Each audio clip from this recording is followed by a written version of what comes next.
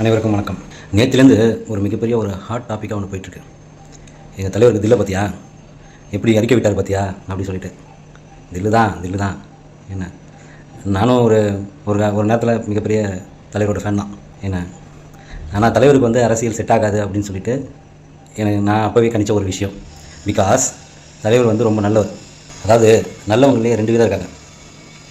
ஒன்று வந்து நாம ஏன் வந்துட்டு அந்த பிரச்சனையெல்லாம் தலையிடணும், நமக்கு எதுக்கு அந்த வேலை, நம்ம இருக்கிற இடம் தெரியாமல் இருந்துட்டு போயிடுவோம் அப்படின்னு சொல்கிறது ஒரு வகை. 2வது ரகம், ஏதாவது ஒரு தப்பு நடந்துச்சுன்னு வச்சுங்களேன், அந்த இடத்துல நம்மளோட பதிவு இருக்கணும், நம்ம அந்த இடத்துல இருக்கணும், நாம் அதுக்கு எதிராக குரல் கொடுக்கணும் அப்படின்னு சொல்லி இருக்கிற ஒரு நல்லவங்க. அதில் ஃபஸ்ட்டு நம்ம தலைவர், 2வது நம்ம தளபதி. அவரால் முடியாததை இவர் வந்து முடித்தார். ஏதோ பேசக்கூடாத வார்த்தையை பேசின மாதிரியும், நடக்காத விஷயத்த சொன்ன மாதிரியும். ஒன்றையும் நல்லா புரிஞ்சுங்க.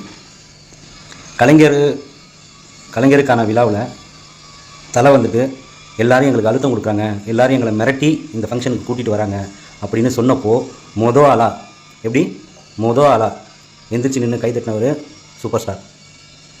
அப்போது அழுத்தம் இருக்குங்கிறதான உண்மை அப்போவே. ஸோ நடிகராக இருக்கும்போதே வந்துட்டு அழுத்தம் கொடுத்து தான் அவர் அந்த விழாவுக்கு கூட்டிகிட்டு வந்தாருங்கிறத மறைமுகமாக எந்திரிச்சு நின்று தன்னோட கைத்தட்டல் மூலிமா அந்த உண்மையை ஒத்துக்கிட்டவர் சூப்பர் ஸ்டார். அன்றைக்கி அவரை பாராட்டினாங்க எல்லோரும். இன்றைக்கி அதே விஷயத்த சூப்பர் ஸ்டாராக நடிகராக இருக்கும்போதே வந்து அழுத்தம் கொடுத்தா அரசியலுக்கு வந்தப்போ கொடுத்துருக்க மாட்டாங்களா?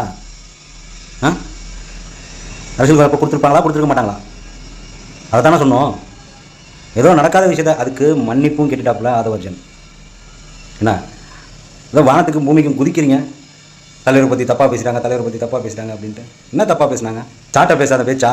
சீமான் பேச்சாத பேச அப்போல்லாம் இருந்துட்டு இப்போ நம்ம ஏதோ அறிக்கை விட்டுட்டார் எல்லாரும் கேட்குறாங்க. இந்த கேள்விக்கு பதில் சொல்ல முடியுமா உங்களால்?